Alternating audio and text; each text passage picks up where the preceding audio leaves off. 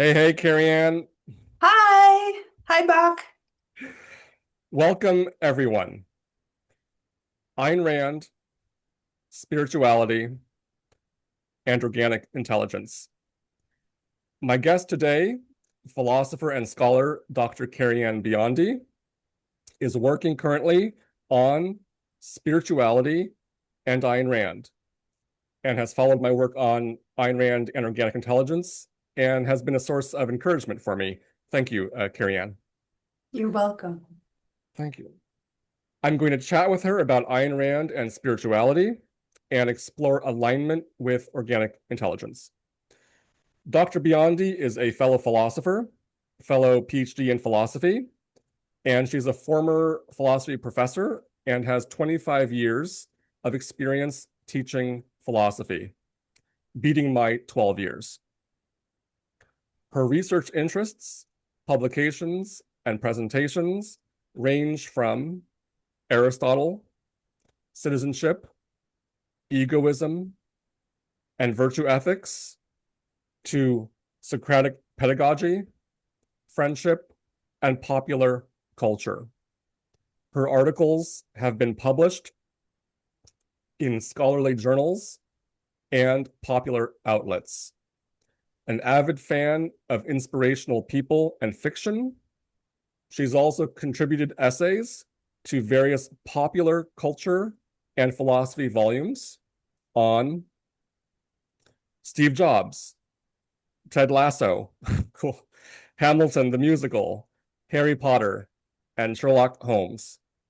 She is currently writing a book on secular spirituality, which I look forward to, and has given a 4-week online course on the topic. Carrie-Ann is an advocate of intellectual independence. She occasionally serves as a meaning midwife, asking questions that unlock wonder and help you find your own voice so that you can live a meaningful, flourishing life. She lives in Florida with her sweetheart, Robert.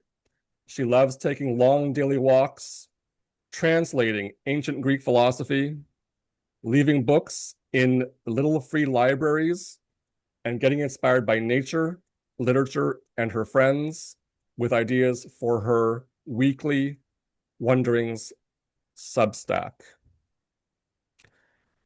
Thank you, Carrie-Ann, for chatting with me. Um, I would like you to begin selfishly and pleasurably, however you want. The overall big question is tell us about Ayn Rand and spirituality. And for my audience, because it's both Ayn Rand people and organic intelligence people, try not to assume any background in Ayn Rand if you can. In so yeah, and we'll have a free flow conversation that's hopefully super pleasurable and selfish, hedonically and eudaimonically. Okay, go ahead, Carrie. Take it away. Okay, well, this is a very large topic, so this will be a first round, I suppose, of conversations about this. The very briefest way I could think of to uh, introduce Ayn Rand and the topic of spirituality is that in thinking about who we are as human beings in the world, Rand takes very seriously, from a secular naturalistic perspective, that we are, when we examine ourselves, very complex beings. We're biological, we're physical, but we're also self-conscious. We have a consciousness. And what does that mean? And looking at our nature, reflecting on how we're actively aware of the world, looking out at reality and trying to understand the natures of things in our world so we know how those things could affect us, how uh, what they're capable of. And that's being attuned to metaphysics, the nature of reality and existence. We exist in a world that exists. So that's a given. But understanding is not a given. That takes a lot of work on our behalf. So we have to figure out, well, what are we? How do we know things, including ourselves in the world? And when you start thinking about that, You're doing epistemology, a theory of knowledge. You're trying to understand the world, understand who you are, what kind of beings are we. And when she looks at what we are and the way in which we're aware of the world, she says, well, we're biological beings. Yes, we need to take in nutrients, we need to sleep, we need water, shelter, that sort of thing. But we're also beings who think, wonder, question. And these are answers to these questions are not automatic. They take work. So what kind of work is involved? Fundamentally, it's the work of looking out at the world and trying to figure out what things are. That is, how do we come to know things? So knowledge is central. Well, how do we even know how to know? We must have capacities for that. Just like we have capacities for digesting food, we have capacities for perceiving the world with our senses. We now have capacities, she thinks, for understanding. We have a reason faculty by which we can reflect on what we perceive. And we also have emotional responses to that which we perceive. And whether we are joyful about it, whether we feel suffering as a result, whether we're feeling curious, and then some things are fairly easy to understand, others take a lot longer, so you have to really reason, think carefully, and ask questions. Oh, we have, I guess you could say, psychological, emotional, intellectual capacities. Broadly speaking, all of these capacities, I would say, are what Rand would recognize as spiritual capacities. Now, both physical capacities we have and spiritual capacities we have create human needs. They're things we need to fulfill our natures as kind of beings we are. So actually, I think she sees humans as um, because we have a human spirit understood that way, this kind of consciousness we have with these complex aspects, that we have these spiritual needs, and whether we do spirituality well or poorly depends on us. But we're kind of stuck with being spiritual in part. So I think spirituality is a very large part of her view. Doing spirituality, that struck me. What does that mean? Can you, yeah, Ah, sure. yeah. Okay. Uh, in its most basic sense, I think being spiritual means to uh, be very reflective, uh, conscientious, and intentional about your life. And what's crucial here is knowledge, not knowledge about ourselves, which is both uh, physiological knowledge, knowledge gained through what she calls extrospection, looking out at the world. Well, what are our nutritional needs? How do we know that? And also introspectively. So introspection is crucial. I would say that being spiritual or doing spirituality is essentially to be introspective and think very carefully about how well you think and about how well you are living up to your highest potential, a moral standard of what it means to be human at your best. And so doing spirituality means to reflect on the nature of yourself as a human being. What are your what are your needs in all their many aspects and dimensions of you as an entity and a biological organism in the world with consciousness? And then doing your best, striving to live up to your highest capacities in all their aspects. So doing spirituality, I think, means to think and introspect very carefully, and then to do your best to live with integrity up to that highest vision. That's very broad and it's a Yeah, yeah. lot, but Oh, you yeah. Oh, yeah, very broad. Okay, so to get concrete, let's say we have I'm this dude and I've introspected and I want money, yachts, half-naked women on my yachts, in champagne pools on my yachts.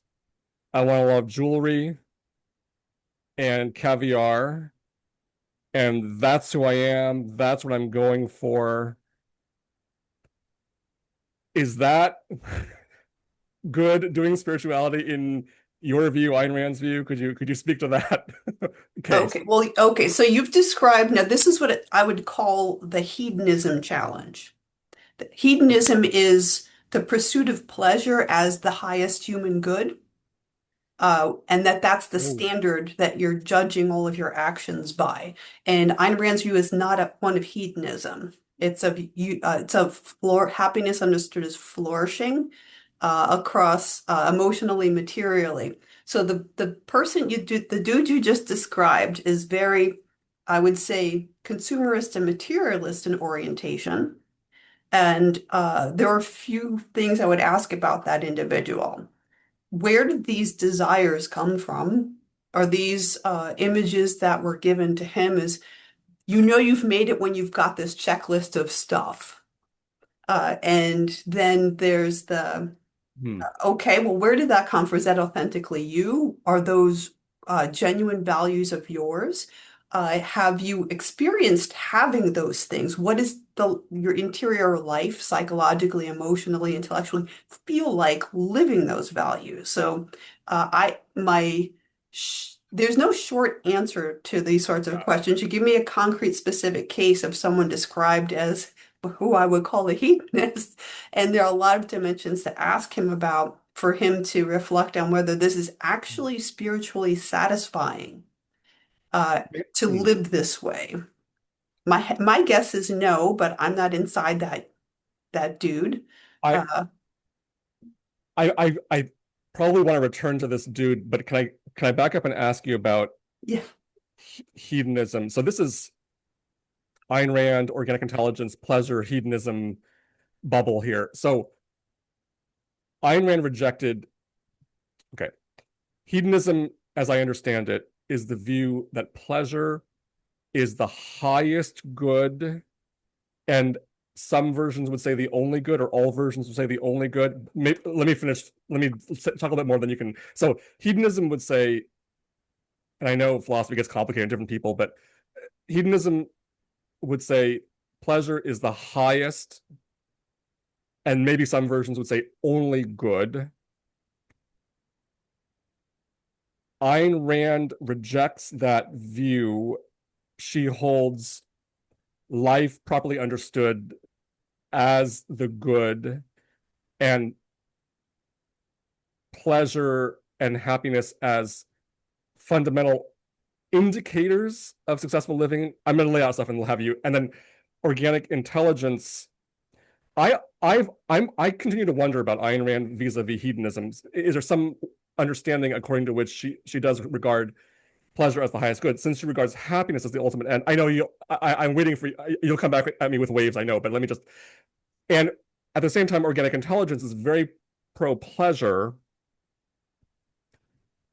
pleasure. At the same time, it's in the context of flourishing as a human being. I mean, it has to be consistent with and promotive of your physical well-being, and in some sense, your spirituality. So why exactly? Okay, I don't have an exact question. You can respond to anything I just said, but one question is, why exactly is Rand against the view that pleasure is the highest good? What's wrong with that view? It sounds like a great view, like a gut level reaction. Sounds like a great view. So, yeah. Okay, so she disentangles very carefully pleasure from happiness. And uh, just to clarify, hedonism as the pursuit of whatever you happen to desire and wanting to satisfy all of your desires, and that's the standard by which you judge what you should be doing. So let's take the dude you were describing in the example. Is like, I have a desire for yachts and scantily clad women and caviar and champagne, and anything I happen to want and desire, the satisfaction of it is the standard by which that's what drives me. And that's what hedonism understood. That's what it is. Hedone is the hedonism is a satisfaction of desires, whatever you happen to want. And Rand very specifically says that pleasure isn't inherently bad. but there are proper pleasures and improper pleasures in relation to the standard of human life as the Yeah. value. So what's going to, and that standard is not in the moment, but over a lifetime. So even so, for example, if I thought, oh, I'm going to eat an entire cheesecake right now, boy, this tastes so good. And she's like, well, maybe you could induce adult onset diabetes. And if you made a diet out of eating cheesecake your entire life, you would get very sick very quickly and die. That's not sustainable. So you have to think, and or maybe you're diabetic and it would kill you now or whatever. But there's a larger context of your lifespan, and the satisfaction of tastes and desires is one aspect of you. There are other aspects of you that are part of a full, rich life as a human being. May I, Mhm. thank you. So you had said hedonism is being hedonistic consists in following your desires, whatever they happen to be. And I think Ayn Rand does define or at least characterize hedonism that way. So yes, Mhm. I'm wondering though that understanding hedonism as the pursuit of your desires, whatever they happen to be, has a different meaning from pursuing pleasure, where you assume you're actually pursuing pleasure. If you pursue whatever desires you happen to have, it may give you pain and suffering, or it may give you some mix of pleasure and pain, and the pain may be very, very intense. So, am I accusing you of conflating pleasure with desire fulfillment? Am I accusing Ayn Rand of conflating pleasure with desire fulfillment? If hedonism is understood as the pursuit of pleasure as the highest good or only good, but you assume it's a bona fide pursuit of pleasure where you actually pursue what actually gives you pleasure, not suffering, isn't that a totally different meaning from you pursue whatever you desire, whatever that happens to be, because that could just give you a lot of suffering. So, Oh, okay. Now this will be okay. The way you just characterized it, you contrasted pleasure with suffering. I actually see them as different categories. So pleasure versus pain is more of a physiological thing, and joy versus oh yeah, yeah, suffering. Like yeah. they're higher level emotions which are distinct from the biological. Like if someone strokes your skin, that might feel pleasant, or if someone stabs you with a knife, that feels painful. Versus if I were to listen to my favorite piece of music, it evokes the emotion of joy in me. And that you could say that that's pleasurable or it's a pleasant sound. But I guess sensorially is what I would tag pleasure and pain with, rather than joy and suffering are kind of, I would put emotional and evaluative. Oops, I did. I think Zoom does this now. If you have your Oh, hand up, it has a hand raising function. I didn't mean to do that. no problem. There Yeah. we go. Uh, so, yeah, I guess I would contrast joy and suffering and pleasure versus pain. And I guess I was putting the joy and happiness in the emotions category, the evaluations category, and pleasure and pain in the physiological or sensorial categories. Maybe I was speaking past you and not realizing that. Oh, well, okay, so for Ayn Rand, she says pain and pleasure are the two fundamental sensations, and joy and suffering are the two fundamental emotions. Yes. So I'm wondering,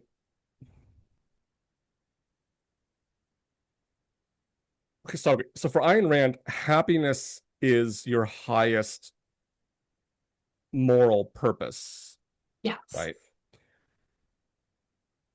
So would she say that to pursue your highest moral purpose, which is your happiness, your focus, your conscious focus in life should be on pleasure and joy predominantly? I mean, is that accurate?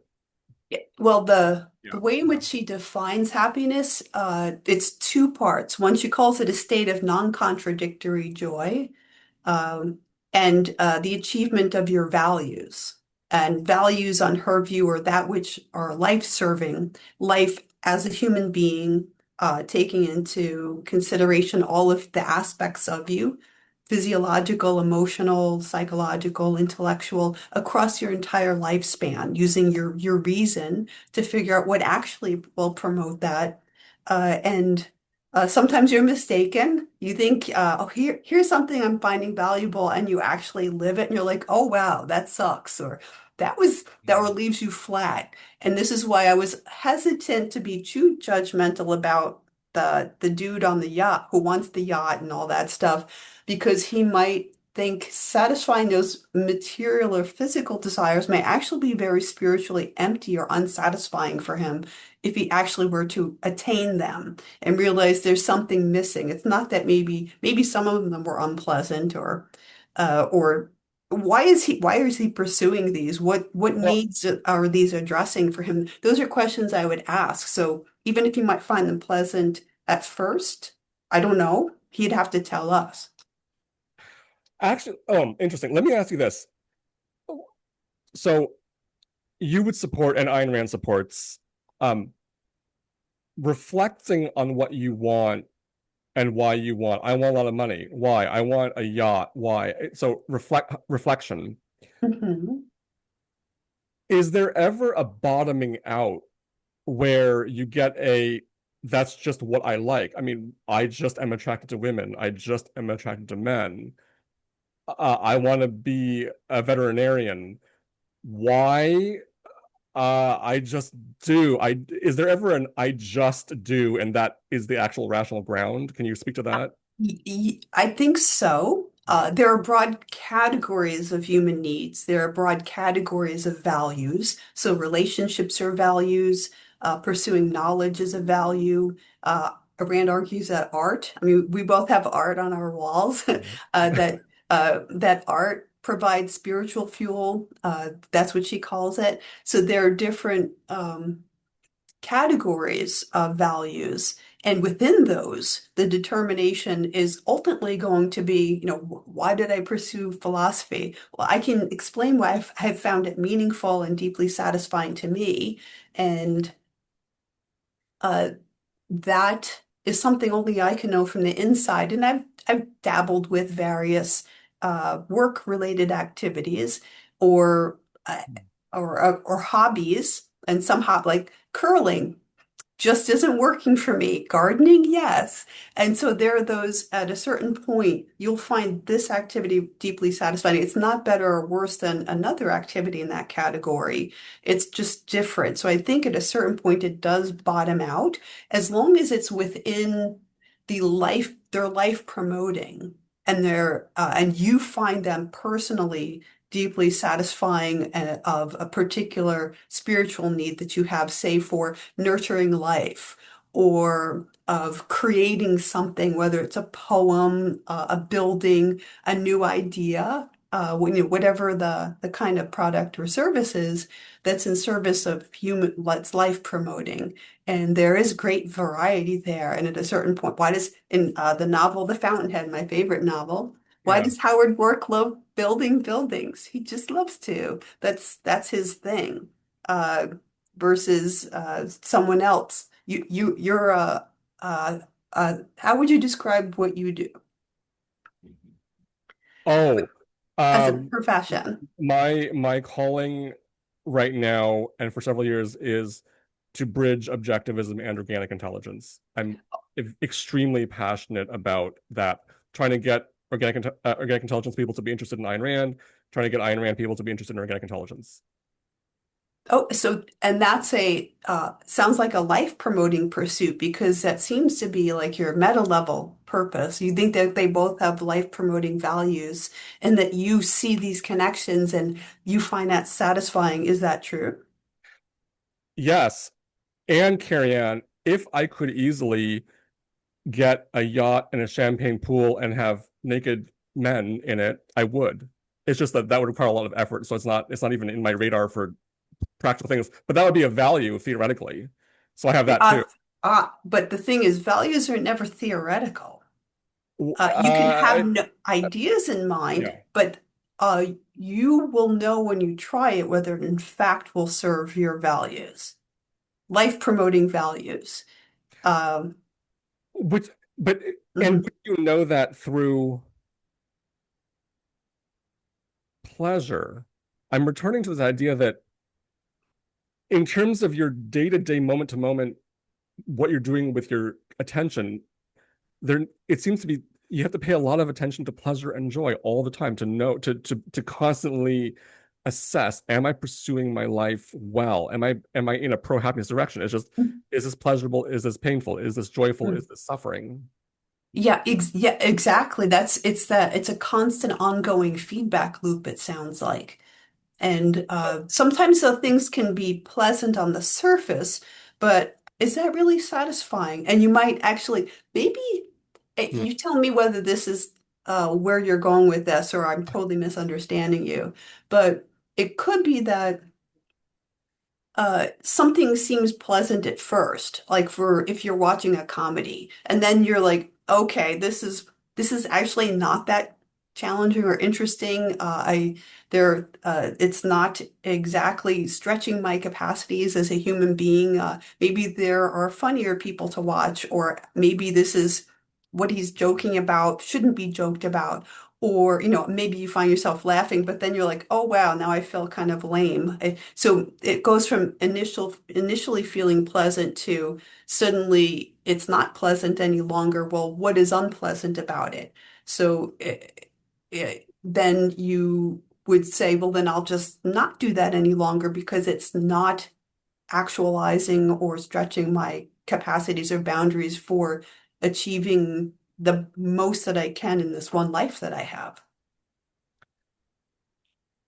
I think I was going towards, shouldn't we pay attention to pleasure a lot with as an ongoing feedback loop? Um, you'd mentioned stretching one's capacities, and I'm wondering, are you suggesting that as a paramount value to be kept in mind day to day? Like I constantly trying to stretch your capacities. I wonder about that because that seems to be, why is stretching your capacities a value, and how significant is it compared to, well, here's what I want to do for my work, here's what I do with here's what I want to do with my relationships, and here are my hobbies, let's say. But how important, why and how important is stretching capacities? What does that mean exactly, and why is it so important? Oh, that's a wonderful question. It's My something first I've been one. wrestling with in my the book that I'm working on. And it has because in a few of the chapters on different spiritual concepts that I call it a reclamation project because building on Rand's like noted, she uses a lot of religious language, but I don't think it's just for religion. It's for anyone who cares about their spiritual dimensions of themselves, about morality and Hmm. becoming a fully integrated person living up to your moral ideals. And the some of the language has to do with sacred and reverence, like what's most important to you. And that'll help guide your choices in life. And having reverence for your life, your one and only life, and you have emotional respect for the things that you value. And if, and what's worth having in your one and only unique life. And that is a deep source of joy. So, and I talk a bit about, and I think Rand does too, about constantly trying to grow your capacity for that. I don't think it's all or nothing, like you're born with it or you're not. You can always, just like when you're training for a marathon, like I actually can't run a marathon at this moment. I'm not exactly inclined to it. I don't find running a lot of fun, but I do enjoy physical fitness. And I know from having competed in gymnastics and some other sports when I was younger, you can start out not that flexible, but then you can increase the capacity. And the more that you increase your capacity for something, the more joy you take and the delight of being able to do a wider range of things, having a wider and deeper range of experiences. So not Interesting. just materially, Yeah. but spiritually, you will deepen your experience of pleasure and joy when you increase your capacities for things, your capacity for wonder, instead of walking through life very blinded, like, okay, I've checked box, like I'm going to do this thing, and these are my hobbies. And you've just really constricted your ability to experience levels and layers of joy and pleasure to this. When if you grow your capacity and widen it, you're like, oh, there's this amazing world. Isn't it what I can do amazing? And I Yeah. think if you're reaching for whether you understand it as pleasure or happiness or joy, uh, trying to reach and develop the heights of that and your appreciation for it just makes your life that much more wonderful. So when that's what I Yes. mean by that. And you're in the book you're writing on secular spirituality, you're talking about capacities a lot. Yes, And I'm wondering, developing your capacity for reverence and for joy and for meaning.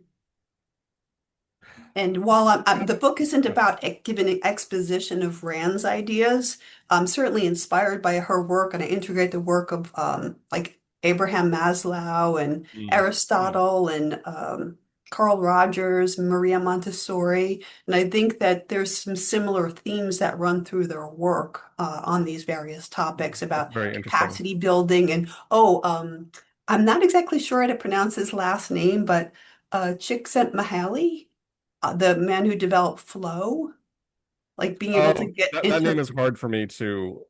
I know I, what. I may totally be butchering it, but his work on flow and flow states and peak human experience and the deep satisfaction, joy, pleasure that people take when they reach those heights and stretch those heights and capacities, especially from the internal perspective uh, of spirituality, I think is what I'm really going for here. Is there a list of capacities in your forthcoming book? You mentioned capacity for reverence, capacity for. I try to write them down, but is there a list Oh, of capacities, or is it? meaning, I guess I don't ha didn't have a list because capacities was not is not the central idea. Yeah, yeah. Spirituality is, Spirituality. but spirituality, our spiritual dimension, which is rooted in Rand's view of the human spirit, which is our conscious awareness of the world. She calls it our Yeah, active yeah. awareness of the world that we know extrospectively and introspectively with us as part of the world. And for us individual humans, right, your life is the most important locus of your world. You're conscious of and experience the world through your self. Here's a what some many people are suspicious of the word spiritual and the concept of spirituality, Mhm. not so much organic intelligence people and people who follow Ayn Rand. I think they're not so suspicious, but many people outside this context, they may have the attitude, look, food, shelter, retirement savings, got my partner, got my kids, got the nest egg, college savings, rainy day fund. That's pretty much life. And whenever I hear spiritual, I think someone's trying to take my money, someone's trying to sell religion, someone's trying to sell something to me that's not really a real value. Could you speak to that? Just suspicion, high level of suspicion of Mhm. the word spiritual, of anything associated with spirituality. Yeah. Okay, so I suppose because I'm not attacking religion. I'm gonna bracket it. However, I do understand that a lot of secular people they think that spirituality is only the domain of religion, and the book that I'm working on is a rec. It's saying Reclamation. wait. I call it a reclamation project, and in there's a beautiful introduction that Rand wrote to the 25th anniversary edition of the Fountainhead, where she says the highest emotional language, like reverence, exaltation, grandeur. This language has been taken by religion as though it's only for the transcendent, the not physical, the not this worldly. And she says, I think that's a mistake in the highest aspect of the human being, the ethical, that which pertains to our character and our ideals that guide our human actions every day. Like, what am I reaching to fulfill in my life? Uh, that language is also for secular people. And I remember when I first read The Fountainhead in 1987, and I fell in love with that understanding. Howard Rourke is still my favorite character, my favorite novel. And I just love that the whole novel is infused by spirituality and the idea of having integrity and being able to look yourself in the eye every morning. Like, I love my life. I'm proud of myself and the life that I've achieved, and the activities I'm doing, the people who are in my life give me great joy. And so the what I would say to that person is like, it sounds like you do have a wonderful life, like your relationships. Is the work that you're doing, do you find value in it? And maybe if you may not necessarily love the work itself, it might not be your favorite work or what you imagined yourself doing when you were younger. Is it helping to provide for the life that you do enjoy having, and to put shelter, to shelter your family and to live in a place that you love? And you maybe do you love the person who you've married and enjoy spending time with your children? And maybe you do like take them out on the yacht because it's a sense of adventure. And what and I would ask this Yeah, person, it's like, yeah, and if he may not realize his life might be spiritually very rich, but he doesn't have the language for it. So I'm kind of reclaiming, and I think Rand is deliberately reclaiming what people think of as religious language for secular spiritual purposes. So spirituality is this dimension of what makes my life meaningful to me and worth living. Like, I'm alive and I have these values in my life. So that person who might push back says, I don't, is it religious? No, it doesn't have to be religious. Are you trying to sell me something? No, this doesn't cost. I'm not trying to have you buy anything from me. You don't have to take a course from me. You don't even have to buy my book. yeah. Just all you have to do to live a spiritual existence is to think and reflect carefully and introspect on whether the values you've pursued and achieved are satisfying to you. Or if they are, maybe you could enhance your capacity to take joy in them in various ways. And how could you do that? It sounds like you're advocating. Okay, so you're saying to people who are suspicious of the term spiritual and the concept spiritual, you're wanting, you would invite them to reflect on how they're currently living their lives, the material values they're providing themselves and the people they love, and to find qualities of sacredness, reverence, and exaltation, spirituality in these respects in what they're doing. That's one thing you're saying, right? That's yes. Yes. Okay. It also sounds to me like you're supporting a life of very intense pleasure and joy, actually, because these terms that are important to your book, reverence, sacred, meaning, exaltation, these are, and I'm getting goosebumps as I reflect them to you. These are extremely intense states, and from an organic intelligence perspective, it can take a while to build up that capacity to experience such high level of intensity. Um, Questions to you right now. Are you saying, are you advocating a life of very intense pleasure and joy? And if so, do you have any practical advice for people who, for whom that kind of intense pleasure and joy is just alien to them? It's just, when I work, I work. When I eat French fries, I eat French fries. Your idea of the sacred and the profound and the exaltation, they just seem like alien experiences, or just like fairy tales. Uh, but Okay. yeah, Well,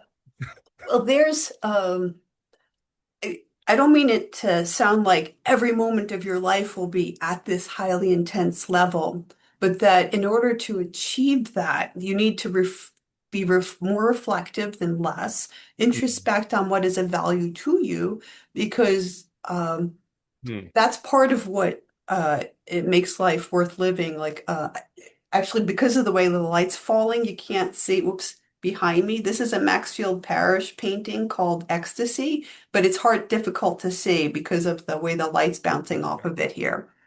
Uh, and uh, if this is how I felt since I was young. If and it's of a woman standing on the side of a cliff overlooking a valley, and she's like this, like with her arms out. And the way that I would describe that is the way I feel when I wake up every morning, like, yay, it's another day to be alive and I have this wonderful life. I'm glad I woke up because now I get to do more wonderful things.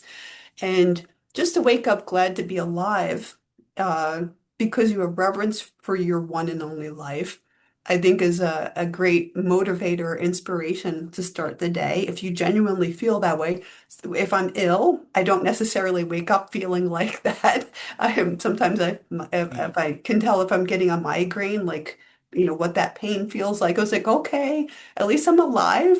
I can pursue values and deal with whatever it is right now. And so not every day is going to be like the yay, I woke up, even if most days are like that. But most of the values you're pursuing in your life each day are what I would call ordinary values.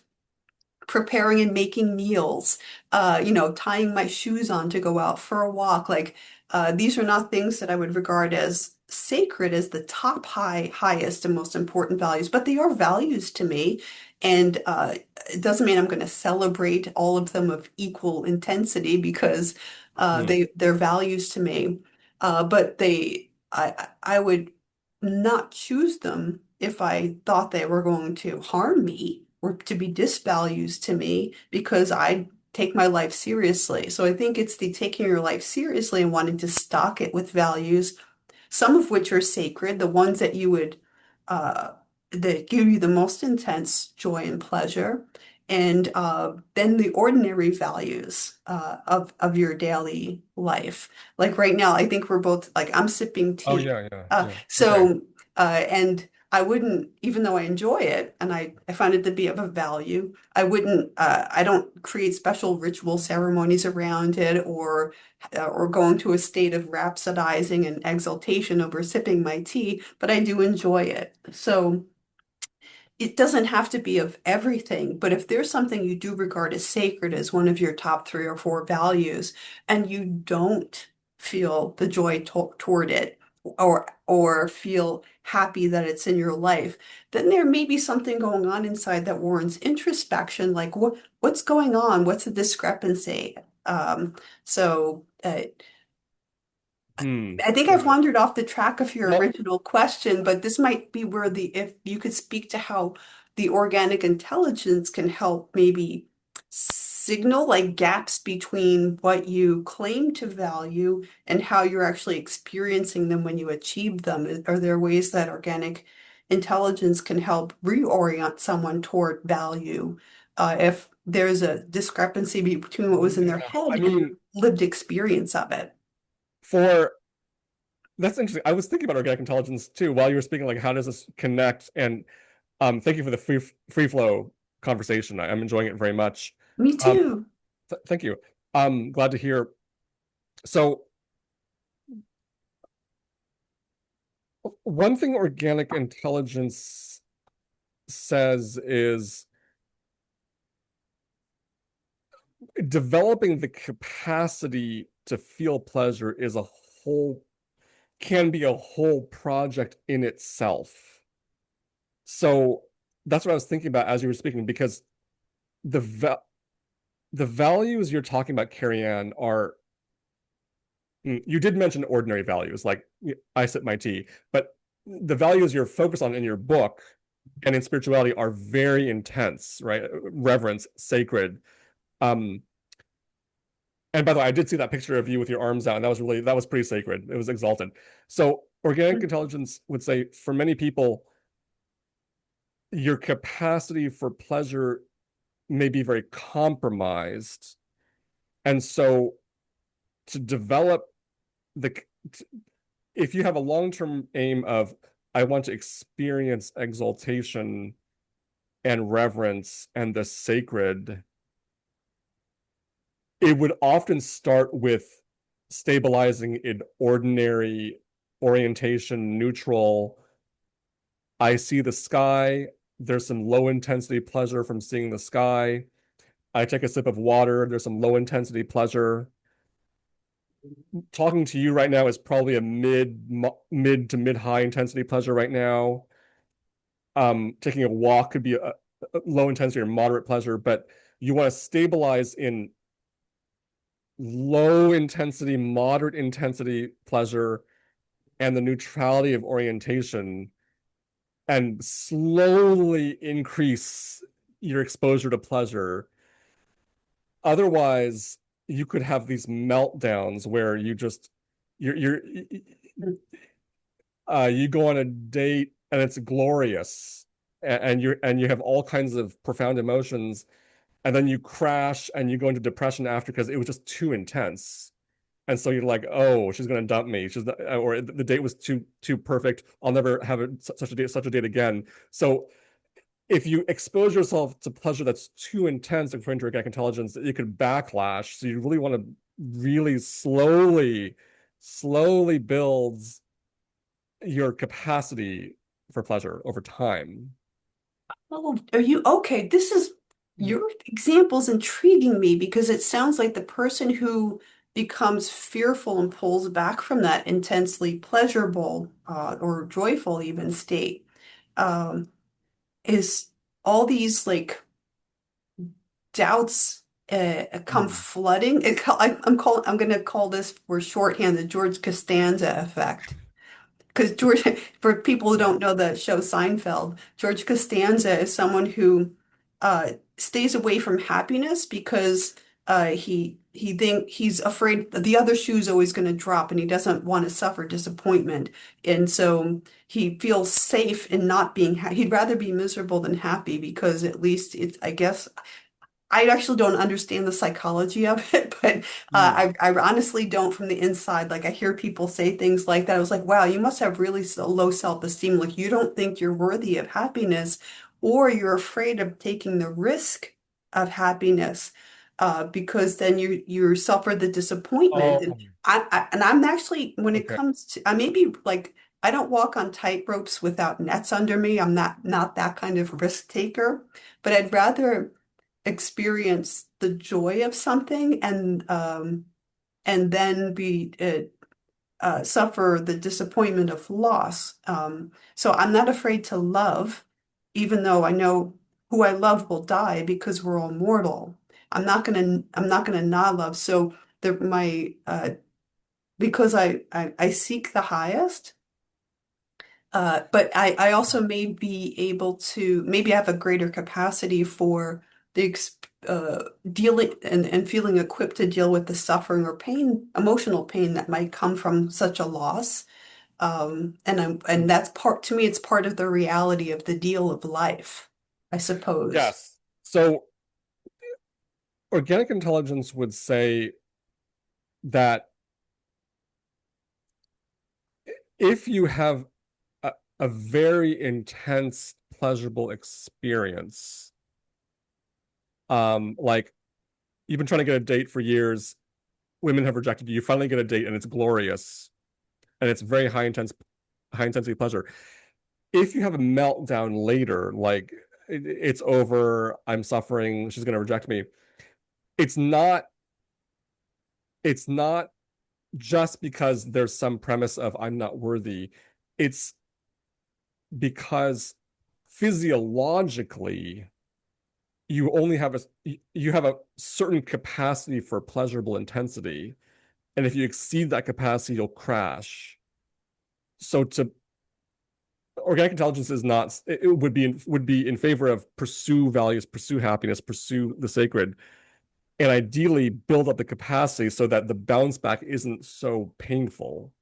Okay. Oh, that Yeah. makes sense to me. That and Yeah, some so I suppose we all have right varying levels of capacity for all kinds of things that we could do in our lives. And we may have a high capacity in some areas and very low in others. And uh, uh, just use the example of going on a date. I actually talk about the teacher's high. And whenever I like, Please. Yes. and I'm actually a very shy, introverted person, so getting mustering up my capacity for interactions with other people. And you might think this sounds strange because I was a professor for so long. I love, love, love the meeting of the minds and the sharing of stories with one another and seeing how when you try ideas on for size, how does that work out in your life? Or what do you think about these new views? And I love those conversations because oh, whether our ideas are true or false, or right or wrong, is going to affect deeply the texture of how we live our lives. And I'd love for everyone to live a wonderful, happy life. And so I take ideas seriously because this is what we live by, make choices from Yeah. our ideas. So those conversations I've always found deeply meaningful. And right at like during the conversation with a group of students, and we're talking about this material, I'm on the teacher's high for at least a half hour afterward. And then I'm like, ooh, I talk about coming down from that high. And sometimes if it was really phenomenal, you do feel a little bit of a crash, like I think I need a nap now to kind of recuperate from it. So if I'm tracking what you're saying about that, maybe it's a natural ebb and flow toward intensity and coming down. Um, Yes. Organic intelligence makes a big deal of you have cycles of arousal and de-arousal, or excitation and relaxation, mhm, or intensification and de-intensification. And as you grow capacity through orientation and pleasure, you're able to have pleasure on the upswing and the downswing, as opposed to pleasure on the high and then it's just kind of an unpleasant crash, right? Yeah, mhm. so if your teacher's high, which I've had a lot by the way, so and I know what you're talking about. If the teacher's high gives way to pleasurable relaxation, then it was within capacity and capacity growing. If it's a teacher's high and then exhaustion and drain until the next lecture, that suggests a person who's operating beyond their capacity to do easily and sustainably. Oh, okay. Oh, you just used the word sustainably. I think that's really crucial here because sustainable is like a lifespan concept, right? You Yeah. can't keep that up. And certainly, like, no wonder you were questioning I'm talking about exaltation and reverence and sacred and joy. I'm like, you can't operate up here all the time. I mean, we do need to sleep for goodness sake, right?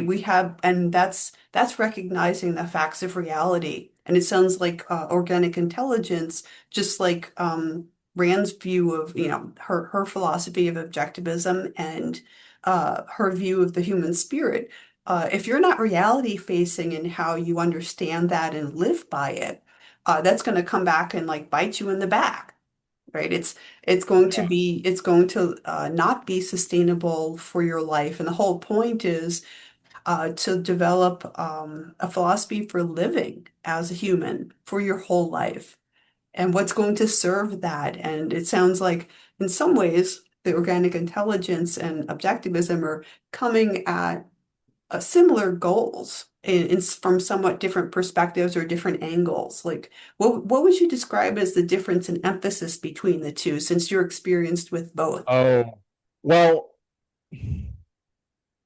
org organic intelligence does have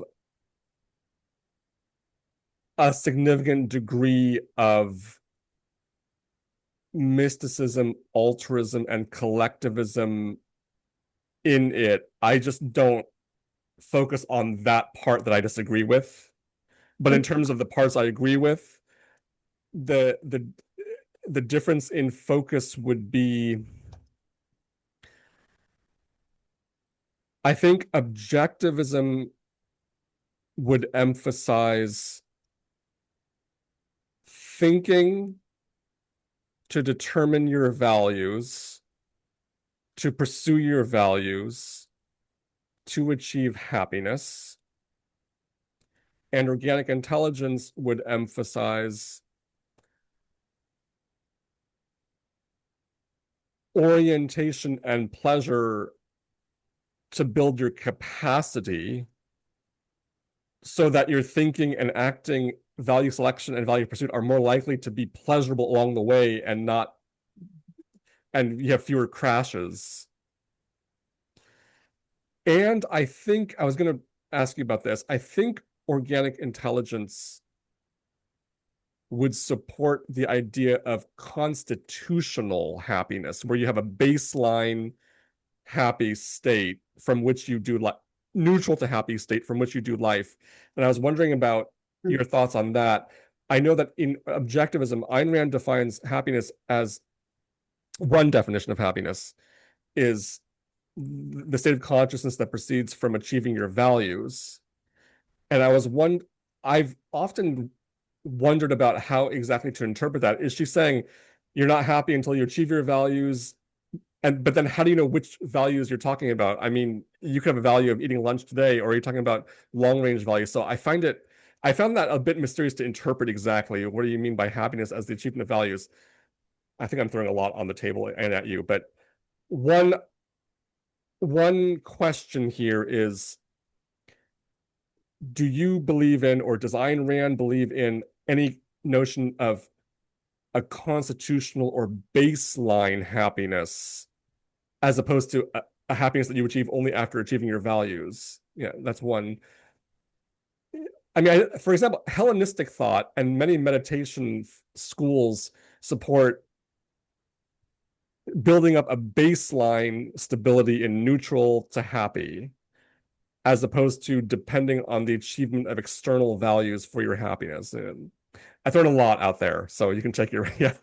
Okay. Oh, wow. Okay. When you brought in the Hellenism, that kind of threw me Well, because I that's a whole different yeah, standard yeah, in the cultivation of internal virtue and apatheia, which is yes, really, yeah, and that's not apatheia is not objectivism nor Aristotelian eudaimonism. Uh, so uh, that there,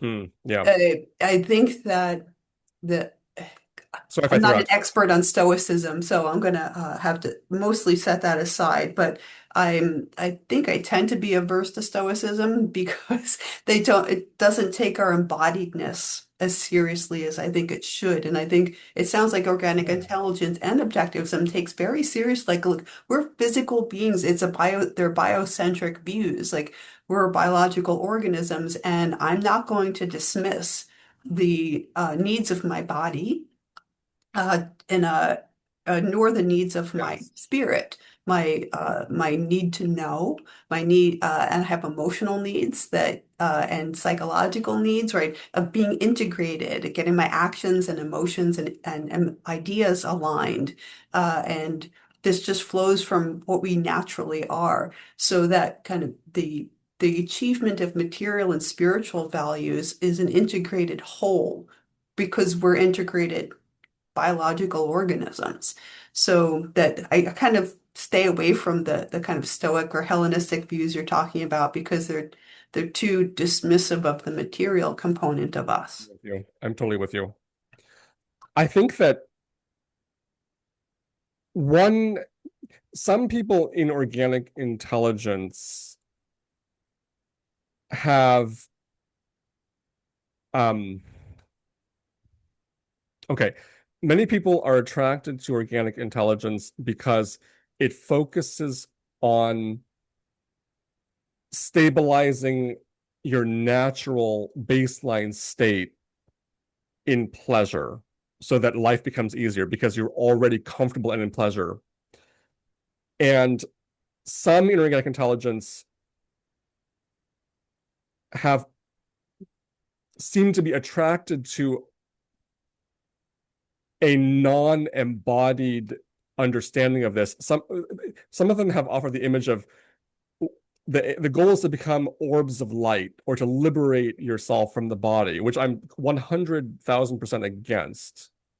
So I'm with you in the goal has to be fully organismic embodied happiness. And I think that any kind Mhm. of imagery, any imagery of ghostliness or being an orb of light and free from your body, I think is philosophically wrong, evil, dangerous.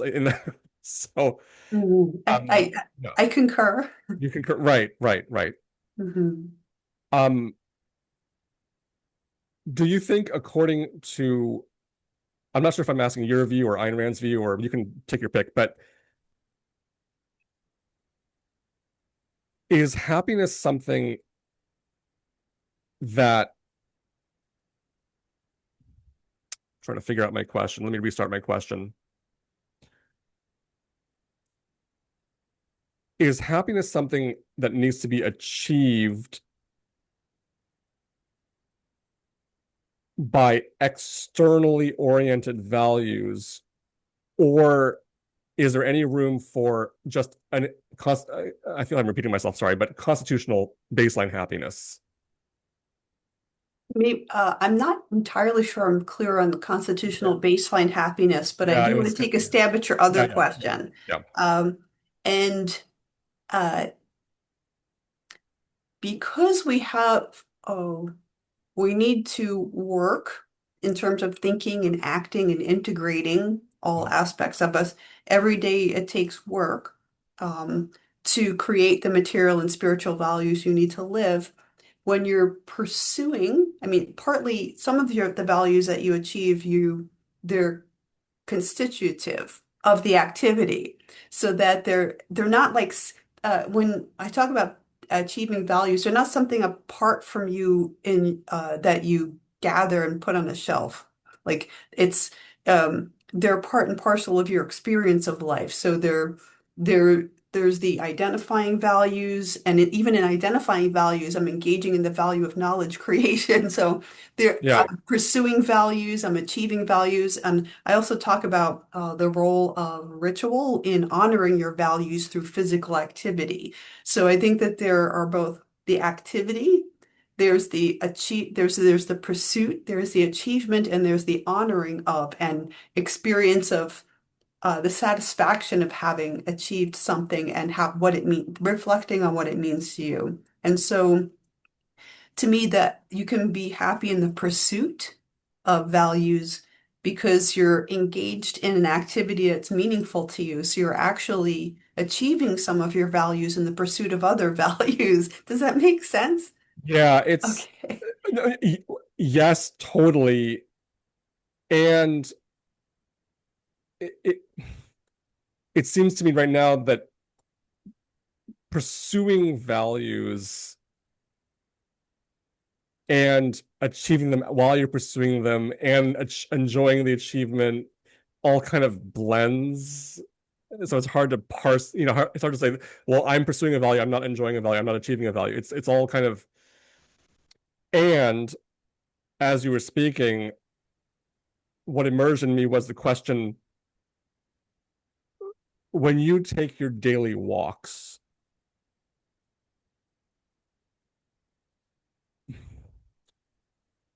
are you, I'm not sure what my question is exactly. Is that an ordinary life thing to you? Is it neutral? Is it exaltation? Is it some depending on the day? Or can you speak to just your ordinary daily walks in relation to the spirituality you're writing about in the book? Yeah, Yes. yeah. Wow, I mean, just even analyzing my daily walk has so many layers to it. Partly because I just, the kinesthetic sensation of physical movement through the world. I love the movement. Like there's certain movements, like I don't enjoy curling. I like playing tennis. One of my favorite, and I do have take daily walks sometimes more than once. It's grounding for me. I love the physical movement through the world, out in nature. I Orientation. walk with an openness to the world. Like I don't like I ta have various walking routes, and sometimes I just kind of it's not literally the case, and my feet take me where they go because I'm choosing, right? But I don't necessarily have a preset plan as to where I'm going to walk in any given day. There's like hundreds of different routes I can do. Wow. So I do like to wander when I walk. I call it wandering and wondering while I'm walking. So I wander and I Wonder. notice things. If I leave myself open, like if I hear unusual bird song, I'm like, "What's that?" And sometimes I'll record things that strike me as absolutely enchantingly lovely. Or I notice that a new flower is blooming and it's my favorite color. It's like, oh, I've got to take pictures. So I don't necessarily, and many times I don't Wow. record the experience at all. I just enjoy it and take it in. And I notice some things draw my attention and others do not. And so it's because of this wandering and wondering it provides constant sources of inspiration, and sometimes I do experience exaltation. Like I heard a bird once, I had never heard it before, and he was just singing his little heart out up there. And I decided at a certain point to record it because it was going on and on. I was like, this is just too lovely not to share with the Yeah, world. yeah, yeah, yeah. So I captured it and I shared it, and someone who I guess, does ornithology or at least bird watching. He's like, oh, that's a northern mockingbird. And I was like, okay, that's cool to know. Like, so people jumped Yeah. in, and I love sharing things that I find beautiful. And that moved me enough to capture it and to share it with others. And that that's a source of some of my work. So you might call, and I find those moments, I find my walking a sacred activity. Like if you told me, Carrie-Ann, we'll never allow you to walk again, I'll be like, excuse me, don't, uh, you first don't even try to tell me what to do or not to do. Yeah. Nice. But if I'm going to rank like activities I deeply enjoy and find meaningful and value in, I wouldn't say it was like it's up there in the top 10, let us say, like, or maybe even top five. Like when people say, "What do you love to do?" It's like, I love talking about philosophy, and I love spending time with my sweetheart, and Mm. I love, visiting museums. I love walking. I love reading. Right? So there are activities that are some of my favorites, and that's up there because of the kind of value in the world it exposes me to and what I discover and what I can share. So that to me is a source of meaning for me and human connection. And so sometimes the walks are very placid and they're simply grounding. So a lot of times my daily walks are just like, I love the movement. And it's grounding, and I come back home ready to, and I feel rejuvenated. I'm ready Mm. to face a big stack of work, whether it's editing work or if I'm leading a discussion on Aristotle's metaphysics, which is very intense to focus on. Mm. It doesn't always feel pleasant in a moment when I'm gnashing my teeth about, oh, how to best understand this paragraph. This is like cracking my brain on this. But when I master it, it's exhilarating. But getting there can be a lot of work, but I always know that I find it deeply meaningful. And I'm like, aha, this is what the flow guy's talking about when I'm in that state of I'm grasping it. I'm at the heights of my capacity. I love those moments. And that's so, Yeah. but I can't get to those moments without practicing the activities that will build my capacity for achieving that. And because I know I've found it very meaningful when I've experienced it, I want to keep in practice to do that. Does that make Yeah. sense? It makes too much sense and I'm blown away. What you described in your walking experience is very much an organic intelligence style experience of life. You're getting a lot of orientation as you're walking, connection to the environment through the senses. You're getting a lot of pleasure of different forms. Sometimes it's grounding pleasure, sometimes it's lower intensity pleasure, sometimes it's exaltation pleasure. And there's a lot of organic experience. You see a bird that's interesting, you see a flower that's interesting. There's an impulse for bonding, share this picture with someone I love. And inorganic intelligence, as you build capacity, you have the capacity to experience a lot moment to moment. You can experience your thoughts, your kinesthetic sense, sensory pleasure, orientation, all at the same time and within capacity in a fully embodied organismic way. And that's exactly what you were describing. And that was really cool. And I think would contrast against strawman representations of Ayn Rand people as super cerebral and intellectual and robotic Mhm. and not able to just enjoy life and be in the present and orient and be in pleasure, right? And yes, Yeah. sometimes people are surprised to find out that I endorse objectivism, Yeah, right, and right. and they're like, wow, because you don't strike me as a robot, or they're called randroids. Android, yes. You Yeah. may have heard that term before, and I was like, well, to me, the heart of I mean, the opening of the Fountainhead, Howard Rourke laughed. He has a merry soul. He takes his life so seriously and he lives with integrity, and he laughs in delight at how, his life, but he also knows what he never laughs at himself. He can laugh in merriment at what's merry, but he knows what to let go of. He's like, I didn't have to take that serious. Like, we don't find out. I don't want to do spoilers for people who've not read Rand's novels. But one of the things I love especially about the Fountainhead, but actually all of her work, is there's always at least one character, whether it's Anthem, We the Living, Atlas Shrugged, or The Fountainhead, at least one character and often more, who really embody, like all the way down, I call it, Hmm. like the every level from the physiological, the biological, emotional, intellectual, psychological, like they really grasp the ideas of what it is to live as you, the human being in the world, fully all the way down. And that when it's like that sense of beautiful living like radiates from you. You're a merry soul because you take yourself so seriously that you don't want to settle for less than the best that you are capable of. And for people who and like when I think I was very much that way when I first read the ideas when I was 19. I tended in that direction anyhow. And so when I read the ideas, Howard Rourke made a lot of sense to me. Hmm. A lot of other people, they come to Rand because they're looking for a rational philosophy and a kind of overarching view of approaching the world that will help them make sense of things.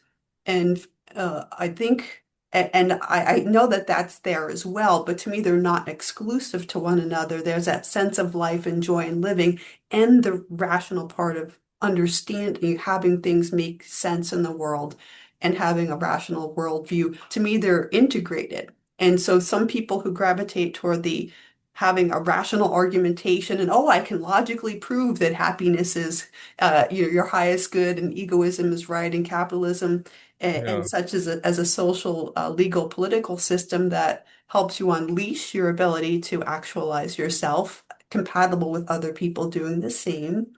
Where you can all produce your material and spiritual values in cooperative, peaceful ways, right? That's the ideal. That uh, they they want the arguments for that. And if people think in terms of arguments only and forget about the internal experience, they can come across as robotic. Or if this is also a way I've seen of people approaching it that can tend to have them come off as robotic. They think they should be architects or they should be scientists because Howard Rourke's an architect.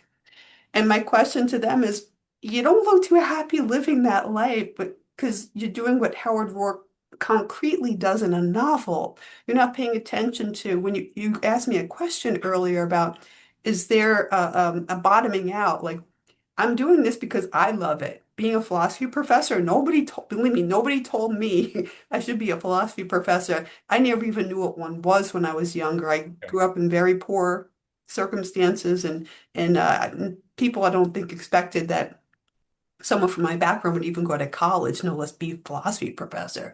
So that was like not never something thrust on me. It was something I evolved toward because I wanted to do what made me happy. And so I gravitate, and so I was never like, I have to be an architect because Howard Rourke's an architect and this is a rational way to live. Like I know some objectivists who are like that. And I think they give the philosophy kind of a bad name because they don't embody their specific concrete values.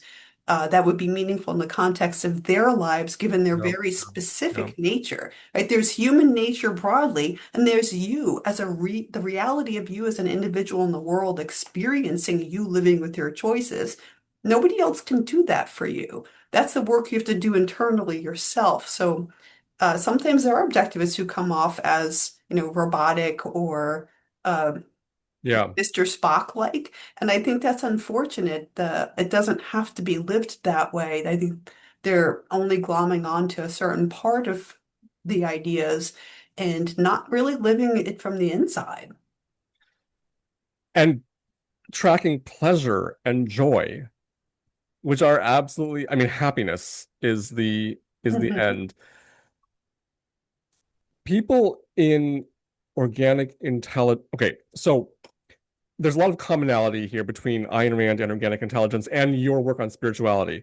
Pleasure, good. Happiness, good. Spirituality, good. Exaltation, reverence, joy, good. Sacredness, good. Pursue values that bring you joy, good. Orientation, good.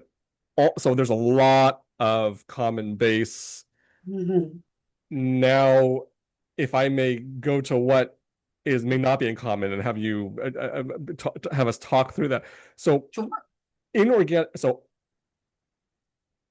Ayn Rand is pro selfishness.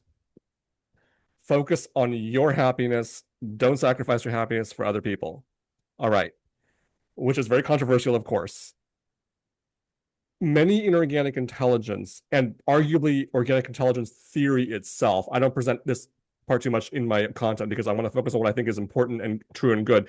But there's an element in organic intelligence theory and in many people who gravitate to organic intelligence of thinking we're not really separate individuals. We're all interconnected in a deep metaphysical way. We're all kind of one. We're all on one big boat together. We're all one big family.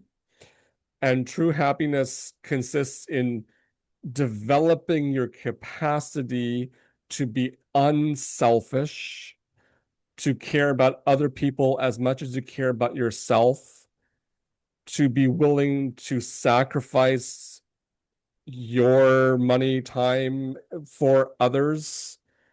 And that's really the ultimate aim from building capacity through orientation and pleasure. I don't approve of this. I don't agree with it, but there's that thought. Would you be able to speak to people who are against selfishness for unselfishness and who think that's connected to their own happiness? Could you persuade them? Yeah.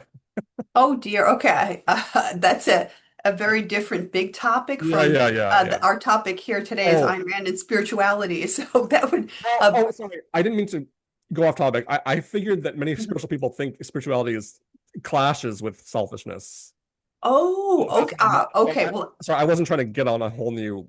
Okay, okay. sorry. Yeah. Okay. I do have views about that I think are compatible with some things that Rand says. Okay. Uh, just so, like, starting with what Rand talks about, um, uh, selfishness doesn't mean you are the only thing you value, but you are the moral primary. Like, it's your consciousness. You're the one living your life, and no one else can live it for you, just like you can't live another person's life. So I think take the individualism of the each distinct organic entity in the Yeah. world, uh, its own purpose. And it lives to maintain itself, whether it's a human being, a dog, a cat, a flower, right? Uh it's it's a living entity. They're distinct living entities in the world. So I'm going to set aside the flowers and the dogs and the cats. We're focusing on humans. Hmm. Um, so you are the locus of your life. Your conscious awareness is lived through you as a distinct entity in the world. It doesn't mean that being the ultimate value doesn't mean you're the only value. And so there's an important social dimension that, I mean, on Rand's view, if you lived on a desert island, you need ethics because ethics is the standard of value by which you make choices in your life. So ethics is not inherently other and only other regarding. It's the standard by which you need to choose what is good for living, and you, if you got stuck on an island and had to figure out how to create the material and spiritual values to live and survive as you would need ethics. And so there's a moral primacy of the individual consciousness that I think is inescapable. And that's one thing I would say to such people. It's like, well, who's living your life? And if you're worried about how other people are experiencing lives and you want to promote their lives, why? Well, so that they can be happier. And you don't deserve it too, right? So there's that issue. But the even as I experience great value from associating with others, friends. I've written and spoken about friendship before and the kind of psychological visibility a trusted other person can offer to you. They see you, they can help you flourish in lots of ways. Like I talked about sharing things that I find wonderful in the world with people who I care about, or even just put out there in the world. And sometimes people in the world respond to it, and I discover new friends or acquaintances in the world, and through sharing values that that were in my life, and I find that really meaningful and rewarding. And they actually that value bounces back to me and enhances my life in lots of ways. In a social setting, I can't produce all the material and spiritual values that I treasure, or life would be really difficult. I say you need ethics on a desert island. It's also tough living on a desert island. I think sometimes people romanticize, living off the grid. Okay, have you tried it? Do you know what it's like to grow your own food? Or to wrestle a steer and try to butcher it. Do you know what's involved in making clothes? Have you ever tried to catch a squirrel in the woods if you were hungry to eat? Like, if you even think about producing the basic material values, there are a lot of skills and knowledge you would need, which berries to eat so they don't kill you because they're toxic. Like, there's so much knowledge you would need, and we benefit from the experiments of one another and the knowledge that we've developed and can share with one another so that we can create and that doesn't mean that we're metaphysically like the Borg from Star Trek where Oh, it's interesting. all one consciousness plugged into one another. We each have our own lives to live, but we can enhance the values of our ability to live well by cooperating with other people. Yeah. And uh, I know sometimes people want to talk about that as interdependence, and whether you have some thoughts on that, I'd be interested to hear. But you, sometimes I think people don't know what that really means or entails. Right? We can each be independent in our judgment and live independent lives that we experience and swap or share or trade values that enhance one another's lives. And if you want to call that interdependence, that's fine. I would call it cooperation. But that to me is very selfish. Like having awesome friends around me and living in a society where people specialize in different things, so I don't have to make shoes or grow crops or do a whole variety of other things. Like we all can specialize in things and create all these values around us that make our lives easier.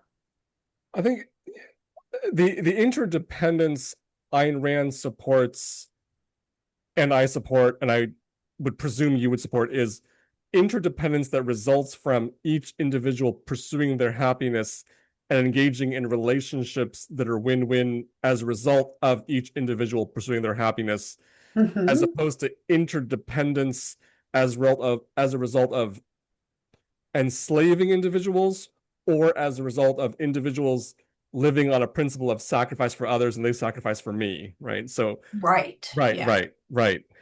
Um, I had a question that I was going to ask you. It was at the tip of my tongue.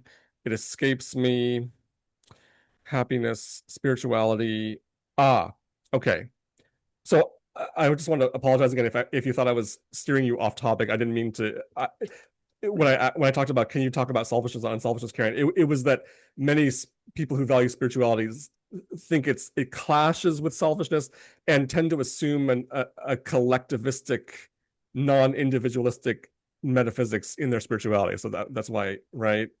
Yes, Yeah, yeah, exactly. yeah, And yeah, and I think that they're not mutually exclusive, that and that selfishness or egoism properly understood, it's not competitive, it's cooperative. It's value creative, it's win-win like you said. yeah, And the uh and to be the ultimate beneficiary of your actions doesn't mean you're the only beneficiary of your actions. So yeah. me creating values in the world can help enhance other people's lives, and I think that's awesome. Let me throw this concrete at you and see. It's a stress test on the a devil's advocate position. Um, okay, Carrie-Ann, you believe in spirituality and you also believe in selfishness. Let me just throw this concrete at you. Rich guy on a yacht, starving homeless guy approaches, asks for some bread, and the rich guy has 10,000 loaves on his yacht. And the rich guy says, "No, I'm sorry, I don't want to give you any bread."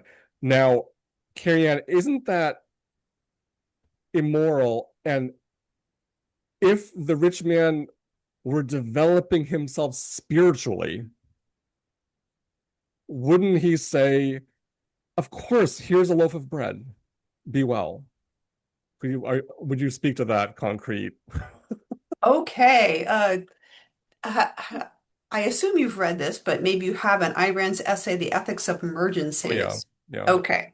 So in that she handles these lifeboat cases and that you can't do ethics broadly from a lifeboat because that's not generally how life is. So you have to talk about human nature, like the standard, et cetera, of human action, and that emergencies or things like this are aberrations, so that suffering and alleviation of suffering isn't the moral primary. It's the achievement of happiness and value. She Huh. also talks in there about having a generally benevolent attitude toward the world and that other living beings, human and otherwise, can be potential sources of value. But the choice to uh, help out someone who's struggling is up to you. It's optional. It's not a moral duty. But the thing is, sometimes people think they're doing good. They're actually disabling someone else by diminishing their capacity and diminishing their sources of self-respect for creating value in the world. Hmm. So if the rich dude on the yacht were this is where sometimes the compassionate conservatives, I think, go awry. Like, don't you have any compassion? It's like, look, it's not like I'm like happy the guy is suffering or starving.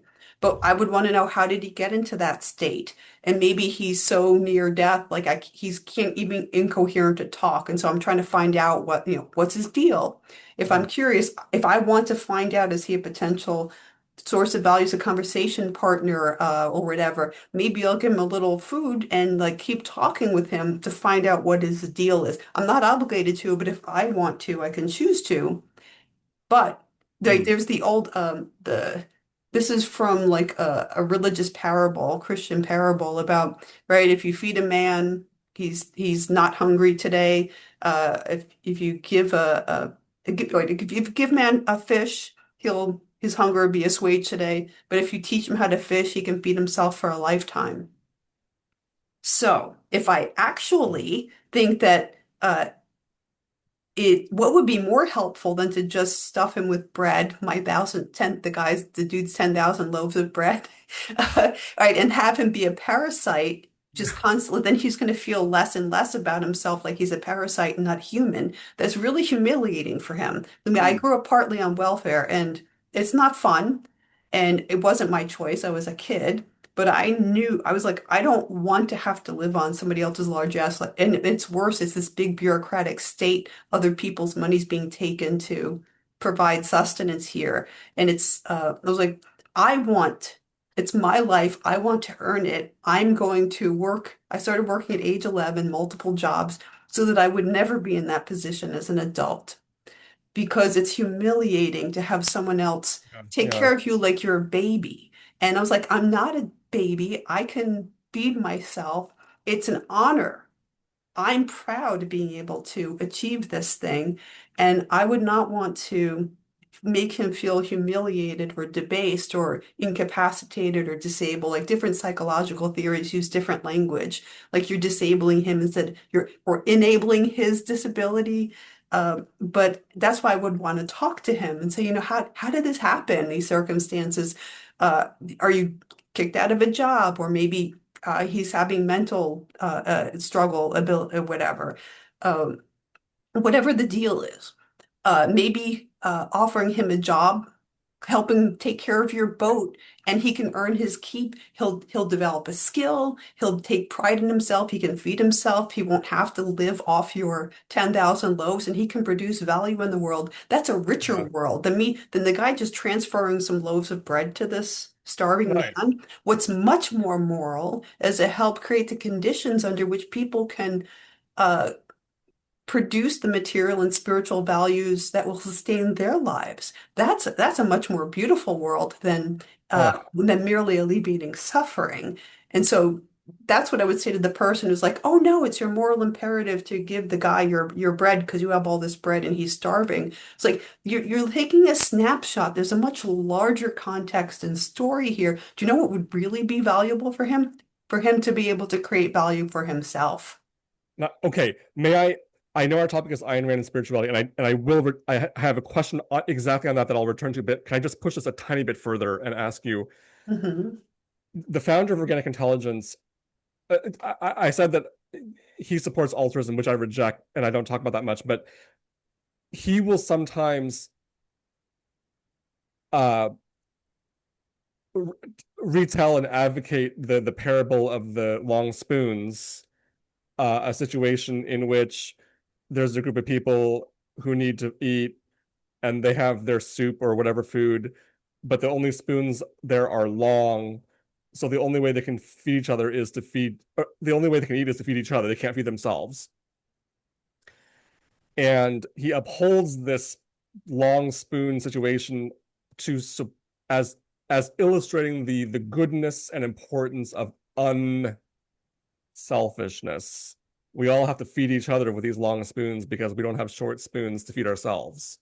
He loves this story of the long spoons and tells it in support of altruism. I'm wondering if you have immediate analysis. Well, this is a strange thought experiment. I don't think it gets traction. My question is, how is that tracking reality? Yes, yes, good, yes. That would be my question to him is where do you see that in reality? Because if it's reality oriented, this story doesn't sound, it sounds like science fiction rather than metaphysical reality. My observations of the world are very different. Like I don't see that long spoons Yeah, the parable reality is as there are short spoons that yeah, exactly. Yeah, we all have spoons or hands. You can feed yourself with your hand. It's an intriguing thought experiment, but not all thought experiments are created equal. Some are actually not reality tracking. And if stories that yeah. people use or parables or metaphors are way off the mark in terms of reality, then I don't find it useful to draw them in. I would just set them aside and say, let's not really reality oriented, so it's not useful to our purposes here. Thank you, Carrie-Ann. So thank you. And back to, well, I think it's all Iron Man spirituality. You've mentioned um material values and spiritual values and creating material values and creating spiritual values. I'm wondering how sharp is the distinction between the two in Ayn Rand's thought and in your thought? And let me just say a few more things, and I'm very curious what you'll have to say. But on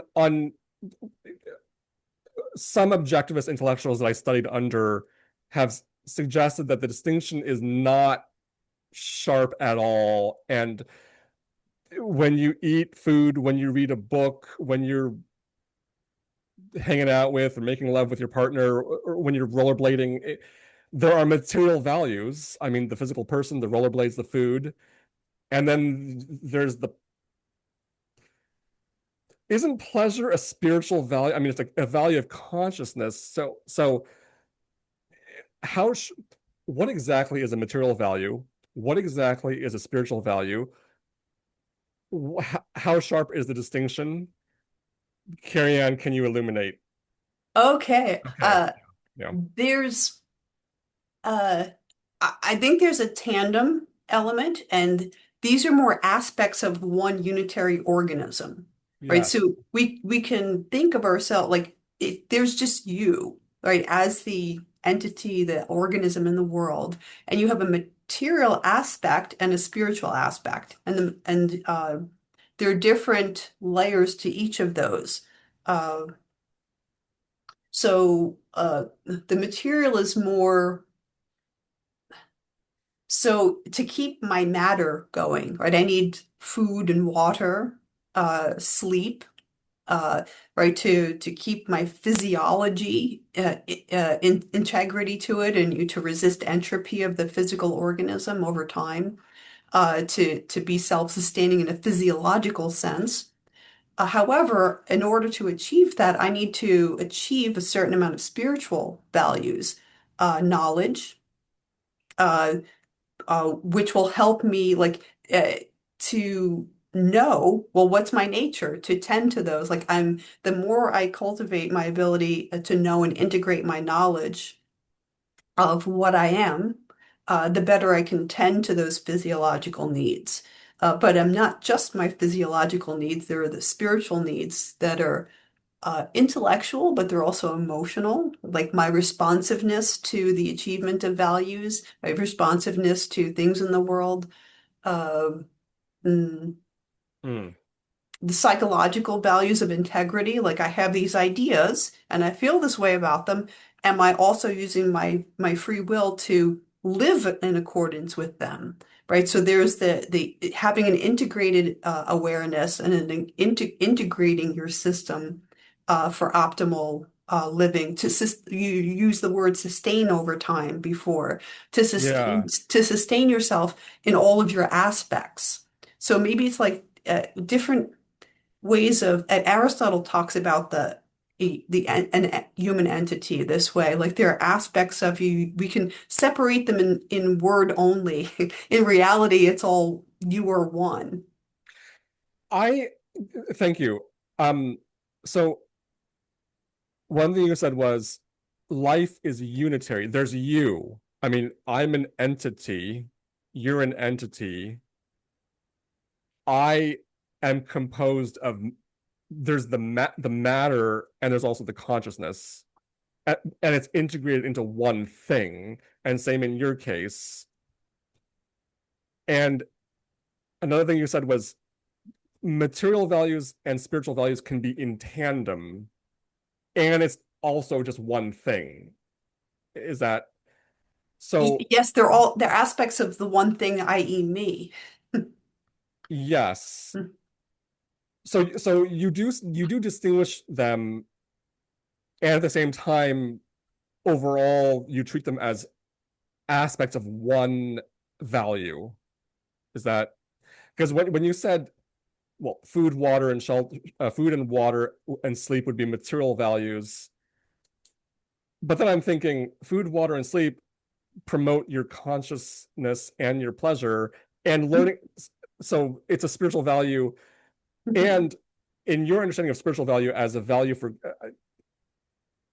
well, I'll ask you to define spiritual value in a moment if you have one, but would you say that learning how to do your taxes, learning how to tie your shoes, learning how to fix your toilet, or if you're going to become an electrician, learning your trade is a spiritual value because all knowledge is a spiritual value? Absolutely. And all knowledge is a spiritual value, and knowledge is achieved by you. It's not like factoids dripped Yeah. into your mind, or that it doesn't work like that. It's where you understand the way the world works so that you can uh, navigate yourself through this world in a way in which when you're interacting with these different beings, they can promote the value of your life more effectively. This is interesting. I'm curious now about how you fundamentally, you, Carrie-Ann, and maybe in conjunction with your thought on Ayn Rand, how you fundamentally taxonomize values. So material values and spiritual values is one distinction. I, by the way, in living my life, I rarely distinguish between material and spiritual. It doesn't come into my mind as I live life very much. So that's one thing. Same here, which is Okay, why, yeah. but at the same time, but you're writing a book on spirituality, so it must come into your mind to that degree because you're focused on spirituality. Yes, because a lot of secular people are reductionist in how they understand themselves. They then just think of themselves, there are literally some philosophically some what are called reductive materialists. They think that any words we use, spirituality, psychology, consciousness, mind, they think that this is all what they call folk psychology, that they're just words we use and they're reducible to we're just basically complex brains walking around. And Uh, and sometimes people derogatorily refer to the reductive materialists as people who think we're a bunch of meat bags, meat blobs walking around yeah. in the world, and uh, all that we like deterministic matter that's just not really in control of anything or agents. We just, there's an illusion we have that we are.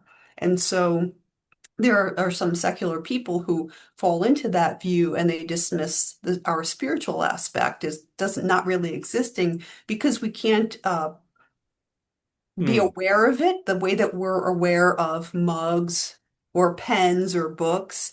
Like it, but they're making what's called the category mistake. They don't exist like that. They exist, our spiritual aspect, our consciousness, our emotions, they're real, but they exist like the way that the transparency of glass exists. This is an example from John Searle, that the when you transparency isn't a thing in the world. It's a characteristic or an attribute or a feature of something. Yeah. And when I'm aware of the glass as a thing in the world, I'm also aware of the qualities it has. It just so happens that the quality of a conscious experience and our spiritual aspects of being knowing beings, having a reasoning capacity, emotional capacities, and awareness of ourselves, we don't experience it extrospectively like a thing in the world. We experience it introspectively. It's a quality or capacity of us. And And the a lot of secular people poo-poo spirituality because they're thinking in very reductionistic, physicalistic terms like, oh, you're talking about it's like Santa Claus, it's a fairy tale. You're just using that's illusory language. It doesn't mean anything or refer to anything real because only this is real. And that's actually they're dismissing a part of the reality of existence. the objectivist epistemology, Ayn Rand's epistemology in her philosophy of objectivism would say that's totally wrong, bad epistemology to discount the evidence of introspection. Yes. I mean, wouldn't these people have to say, well, when you say you're in pain or in pleasure, you're wrong or you're arbitrarily making a statement because they would have to deny that you can assess that you're in pain or in pleasure, right? If to push their logic to the extreme, if okay, yeah. And well, there's a lot of contradictory Uh, statements going on. Like Rand calls this the fallacy of the stolen concept. They're using a concept, like if they didn't have ideas that they thought mattered to share with other people with minds who could comprehend the ideas they're writing and talking about, it, like in order for them to even say and communicate what they're doing, they're assuming the existence of that which they reject. And so they're literally making nonsense. They're nonsensical. Like they're relying on the yeah, reality of what they yeah. claim does not exist. And so it's in some senses a non-starter to go that reductionist route. But a lot of people get swept up in that, oh, well, I have a scientific worldview, and we all know that free will is an illusion, and we don't really have minds. It's just brains and neurons firing, or however way people talk about some people Yeah, talk yeah, about these yeah. things. So it's no wonder that people who are secular can be very wary of, oh, you're trying to bring this religious language to me or some fairy tale language to me when you talk about spirituality. But I think that they're missing a very important and rich aspect of their lives that is known introspectively. And introspection is key uh, to spirituality. Yes. And you're not religious, but you do think certain concepts from religion are 100% valid and objective and valuable and important. Yes, it's Uh, just that, yes. So, like yeah, the okay. concept of the sacred means that Sacred. which is highest. It's just that for secular people, that which is highest is naturalistic. And that would be like yourself in your life. So, you would have reverence for the highest, which is your happiness that's constituted by the achievement of these values to live a wonderful life rather than regarding God as sacred and reverence for the transcendent God as the only thing you could have reverence for. So the objects of the sacred, what constitutes a Okay. sacred value Okay. and what emotionally deserves your reverence, the objects are radically different. One is supernatural and transcendent. The other is what some people might call immanent or secular or, grounded in this world. You know, bringing from some organic intelligence in here, there may be a difference between the organic intelligence path and the path you're talking about of spirituality. And I'm actually inclined to agree on your side more than organic intelligence. So, for on one interpretation of organic intelligence, as you increase your capacity for pleasure, you build equanimity, a neutral state, but where you're not having to be in pleasure. You can face pain and pleasure pretty much equally with equanimity. That's one interpretation of an end goal in organic intelligence capacity building. You're saying, and I have some attraction, I think that's a rational value, but I think what you're saying is more fundamental and rational and important overall. You're saying build pleasure so you can experience these high intense happiness states, right? Reverence, the sacred, meaning. The goal is not just to be equanimous, which can help you deal with suffering, but the goal is to have reverence and exaltation. Yes. Uh, and Oh, yes. I And meant to, go ahead, but go I ahead. want to actually ask you something about the state of equanimity. There's an essay by Rand called The Metaphysical versus the Man-Made. She Oh, nice, opens this nice, nice. beautiful essay with the Serenity Prayer. She says that she loves this, that the Alcoholics Anonymous use about, being granted the serenity to accept the things you can't change, to have the courage to change that which you can, and the wisdom to know the difference.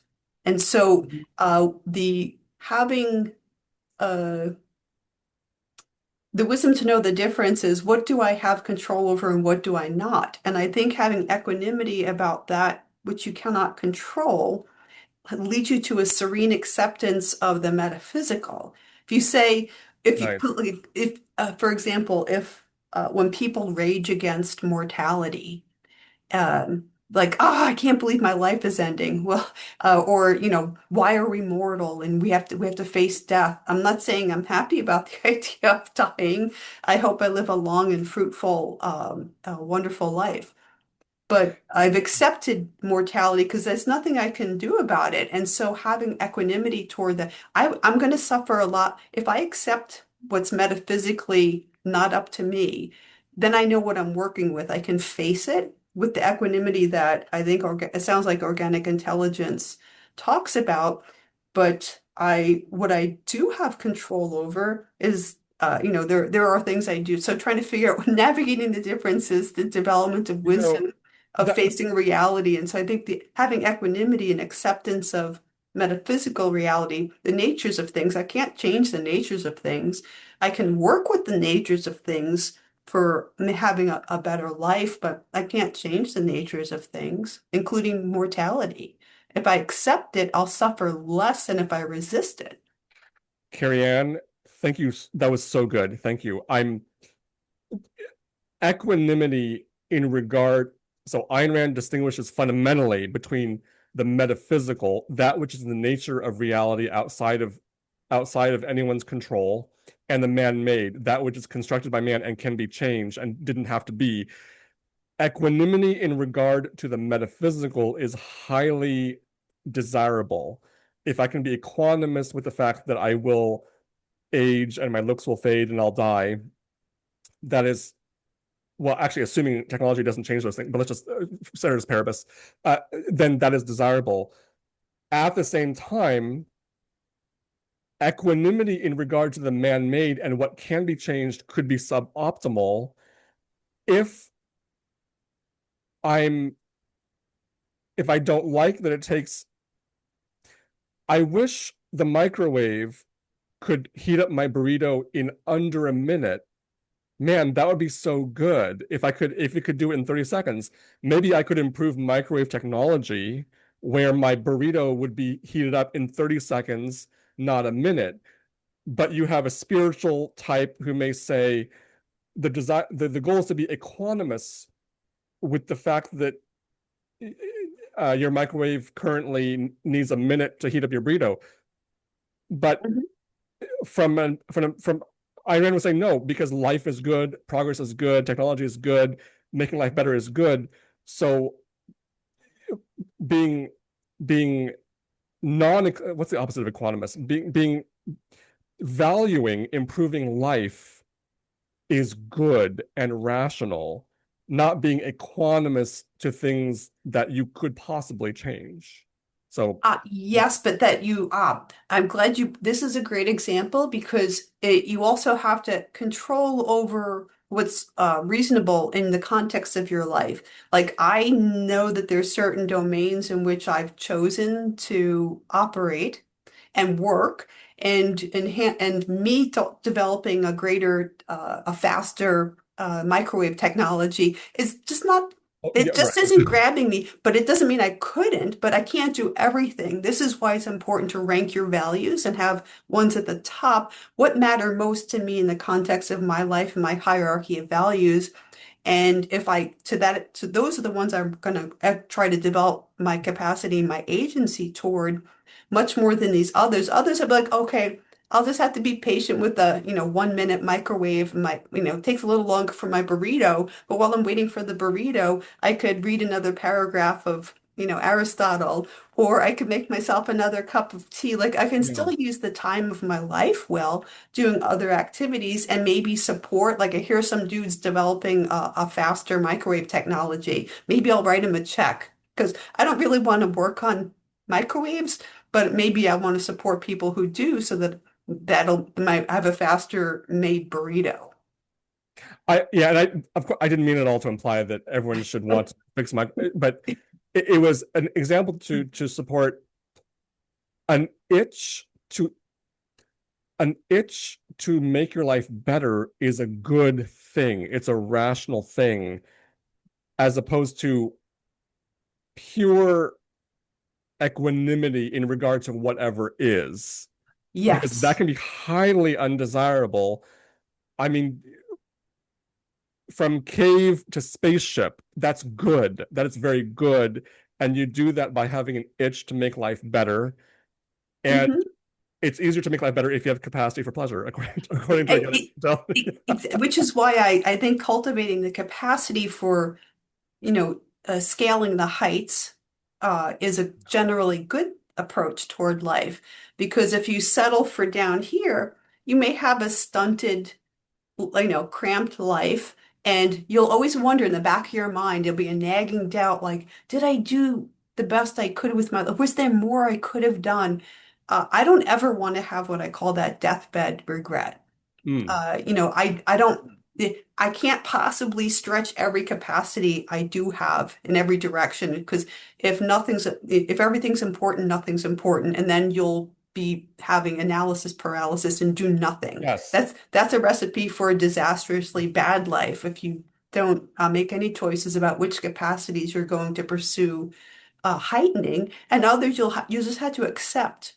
I can't do everything, so here are the few things I really want to throw my time of my life behind to do optimally well, and other things moderately well, and other things I just will let go as that's just not that important to me. Maybe it will be to Yeah. somebody else, but Yeah. not to me, and that's okay. Since we're rounding out on time, I want to ask you first, thank you. I've enjoyed this very, very much. I've gotten a lot of pleasure from being with you. Me too. Thank you.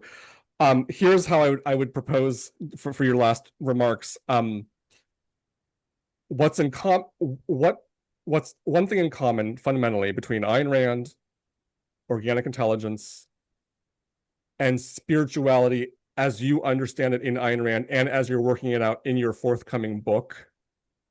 One thing that's in common is the importance of pleasure and joy. Would you be able to give the elevators the most as what are the most important points you think are worth making of just about pleasure and joy, just in the most important points? Yeah, I know that's putting on the spot, but if yeah, right, yeah. uh, uh, they're part of the purpose and meaning of your life, and you should take them very seriously, uh, and to not be afraid of embracing your own happiness, uh, and of pursuing it. That experiencing pleasure, joy, and happiness, you are worth it.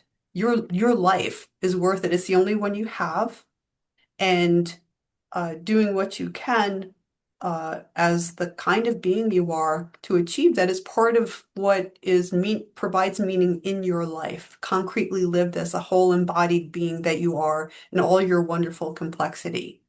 So that's what I would want to impress upon people, that there's nothing wrong with being happy, and that this should be a normal and natural state of being, and uh, that not that there's such a crisis of unhappiness and a crisis of meaning. It's a spiritual crisis, and there are lots of different causes of it. And I think that partly it's because people are afraid to be happy. They don't think they deserve to be happy, or it takes a lot of work to be happy. And uh, life is work, right? Stasis is death. Life and really living takes work, and really living the joy and happiness and pleasure are indicators that going in the right direction. So uh, they're not something to disparage, but they're indicators of you're moving in the right direction, and listen to that kind of feedback about your actions in the world and how they affect the texture of your life inside and outside and the people around you. Like, happy I people really yeah. help light up other people. Genuinely happy people, not people who are trying to please other people, but who the happiness is from within. There's an idea in organic intelligence of win, win, win. You win in life, that helps your partner wins in life, your wins help each other, and then your wins radiate outward in fact, right? Win, win, win. Hmm. Ayn Rand said life is motion, and wouldn't it be nice if it were pleasurable motion? Yeah, Yes, yeah. exactly. I don't want it to be, if it's miserable motion, I'm going in the wrong direction. Why even be here to have it? Um, Carrie-Ann Biondi, thank you. And thank you, Bach, for this wonderful conversation and learning more about organic intelligence and how it interacts with Ayn Rand and spirituality. It sounds like there are a lot of touch points that are very meaningful. Thank you very much. And I hope your book comes out soon. I won't ask you anymore, but I just hope so. Okay. Thank you, Carrie-Ann Biondi. Bye.